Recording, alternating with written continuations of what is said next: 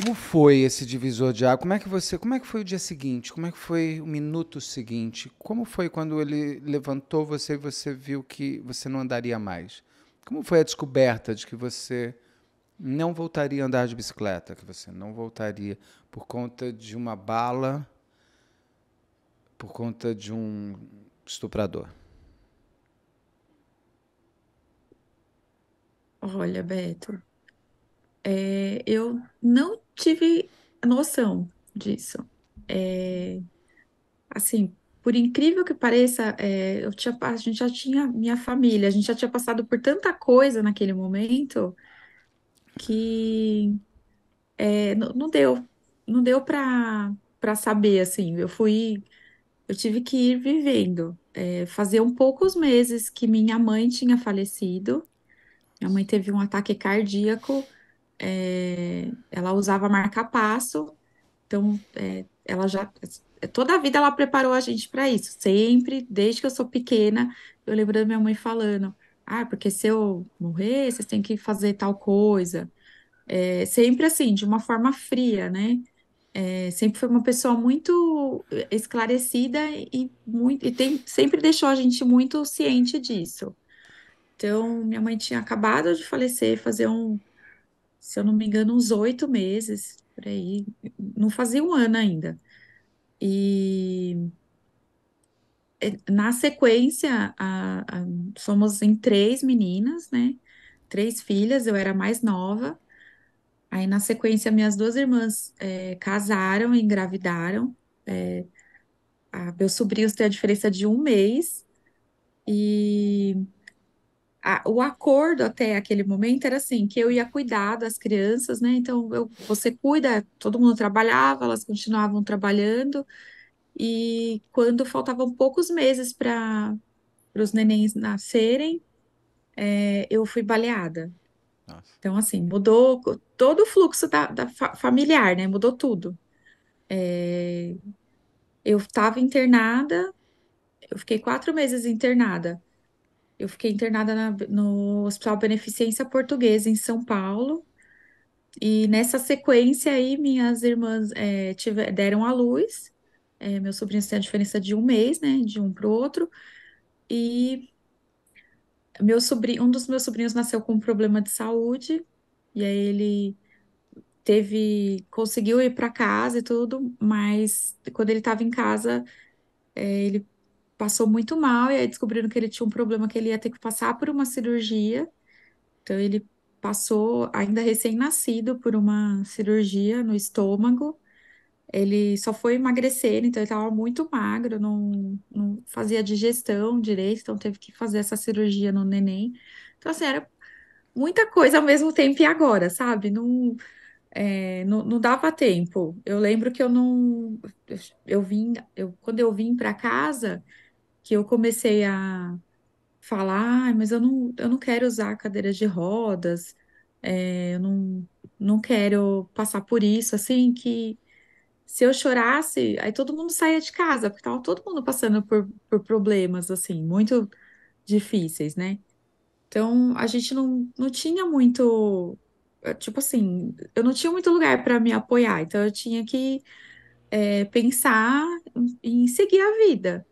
E, para dizer a verdade, tem poucos anos que eu comecei a ter noção do que eu passei mesmo, de tudo que aconteceu comigo, de como era uma situação assim muito difícil, porque eu lembro que quando eu fui fazer, eu comecei a ter noção que o que eu tinha passado era uma situação difícil mesmo, quando eu fui fazer faculdade, que eu comecei a falar um dia na sala de aula o que tinha acontecido comigo, e as pessoas ficaram todas chocadas, e depois uma pessoa veio falar para mim, olha, você não deveria falar o que aconteceu com você, porque é uma coisa muito assustadora, muito pesada e que é muito assustador para as outras pessoas saber. E aí eu fiquei assim, por muito tempo eu não falava o que tinha acontecido comigo.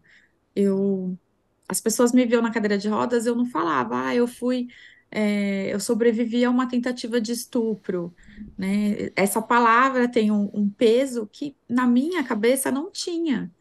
Eu entendia que eu tinha passado por isso e que a culpa não era minha, nunca pensei que a culpa fosse minha, e sempre achei que eu não deveria ter passado por isso e que eu sobrevivi, e era uma coisa que outras pessoas poderiam saber e se espelhar.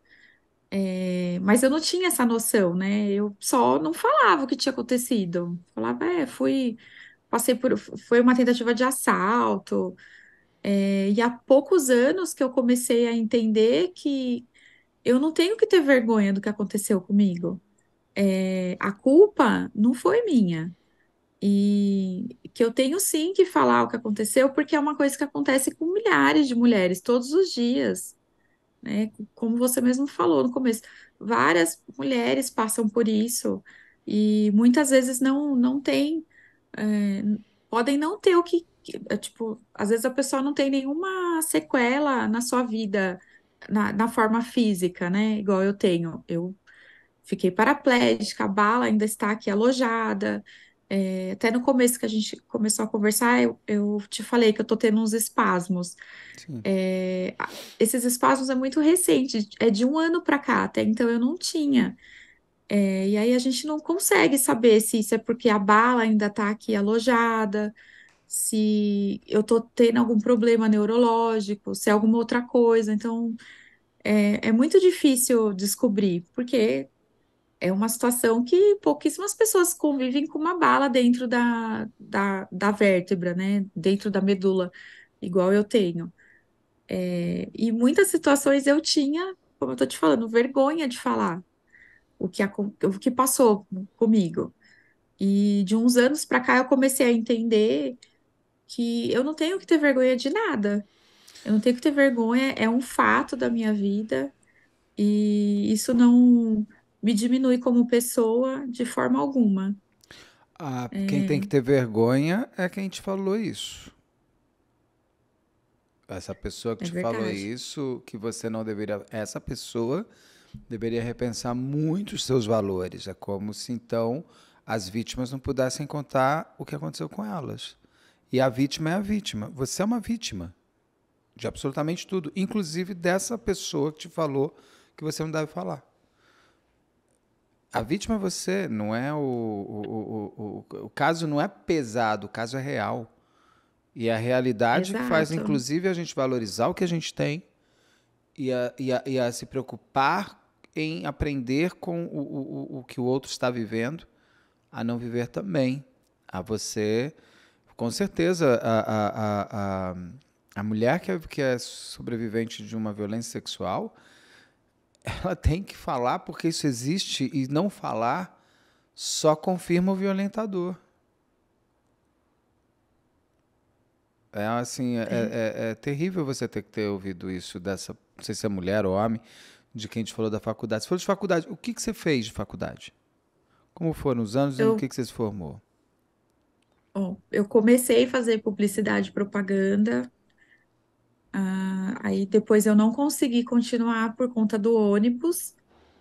Aí eu até fiz matrícula para outros cursos, outras coisas, mas no final das contas eu acabei me formando mesmo em relações internacionais. Uau, que legal. Então eu fui fazer faculdade, mas já com 28 anos.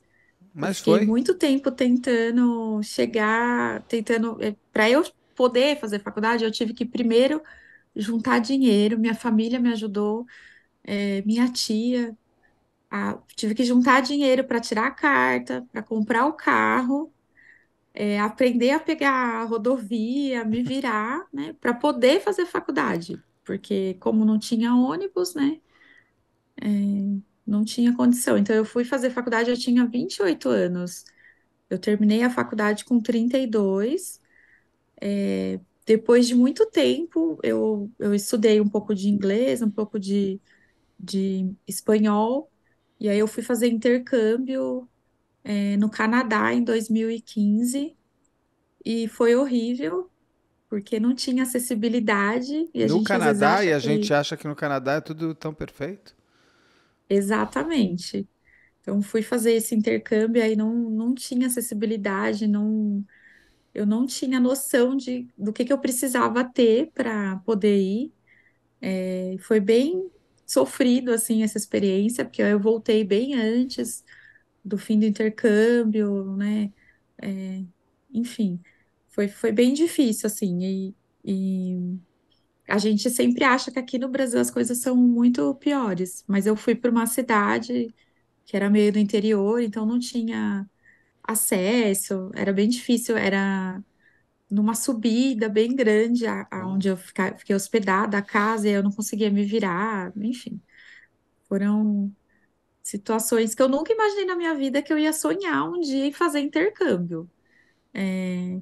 Que até então, né, meu sonho era ser professora. Então, eu fui mudando os sonhos, porém, eu acho que eu fui bem abusada e fui Eu ia te sonhando falar, com coisas muito maiores. você foi aumentando. Sabe o que é muito interessante? Você, não só você não se limitou, como você abriu mais. Você olhou, eu posso tudo mesmo, agora eu quero tudo que eu puder, que eu não podia, que eu nem sabia que eu podia, eu quero. Exatamente. Tudo que eu. O que te fez conseguir ser grande assim de foi você, alguém te ajudou, você teve o apoio da sua família? Qual foi o start de você sair do capacitismo e falar, eu não vou ouvir mais aquela mulher que falou que eu não posso ser professora, eu não vou ouvir. O que te motivou? De onde tirou? Foi de você mesma? Eu acho que da minha família, né, como eu te falei, a gente passou por muitas situações em poucos meses, né? Foi uma coisa assim muito. Mal conseguia, mal tinha passado por uma situação, né, de perda familiar, e depois aconteceu, de eu ser baleada, enfim, foram muitas situações. Seu sobrinho ficou bem depois da operação? Ficou bem, meu sobrinho é inteligentíssimo, é engenheiro, hoje em dia, né, Tá tem vendo? 24 anos, Esse nasceu também e precisando ser fênix. ele já nasceu Ele já nasceu tendo que renascer, tendo que ser forte. exatamente, tendo que ser muito forte. Ainda passou, ainda ficou bastante tempo tendo alguns problemas de saúde. Eu lembro que ele mesmo falava, ficava quietinho, falava assim, não, eu vou ficar quietinho aqui, porque vai passar a dor, que vai passar e eu vou ficar bem. Ele mesmo. Então, eu acho que muito da força familiar das mulheres da família. Minha mãe veio da Bahia, veio de lá, e eu pude ir para a cidade da minha mãe quando eu tinha 24 anos. Eu fui para lá, para casa dos meus tios, para conhecer a realidade da cidade, e no sertão mesmo, né? No sertão da Bahia. Então, assim, sabendo, acho que isso me deu muita força também, sabendo da onde minha mãe veio, meu pai veio de Minas Gerais também, sabendo de onde eles vieram, né? E vindo para cá, para São Paulo, e conseguindo ter a casa deles, ter uma vida boa. Acho que tudo isso me impulsionou a pensar em querer mais. Eu sempre fui muito teimosa. E mesmo quando as pessoas falam assim, ah, não dá para fazer tal coisa, eu sempre fui teimosa. Então, era uma coisa assim minha mesmo, de teimar e ir lá e fazer. E mesmo quebrando a cara, você pode ver que tem situações que eu te falei que não foram legais, e eu acho que tudo é ensinamento. Sim. Tudo que a gente passa é um aprendizado. Então, não é só coisas boas. Eu também passei por coisas ruins, e eu acho que cada etapa da minha vida tem um significado grande na minha formação, tanto de caráter quanto na pessoa que eu sou e que eu quero ser. Então, eu tenho muito esse pensamento de que a gente tem que passar por várias situações, boas ou ruins, que são fatos da vida, né? Cada um tem os seus fatos da sua vida, e isso vai te moldando e te construindo. E eu acho que foi muito isso de querer ser teimosa mesmo, de querer fazer as coisas, de ir lá e falar, não, eu vou fazer, eu quero fazer e eu vou tentar. E é uma coisa assim que até hoje eu sou muito teimosa. Quem me conhece Que bom, sabe que a você ficou teimosia teimosa, você foi teimosa em ser feliz.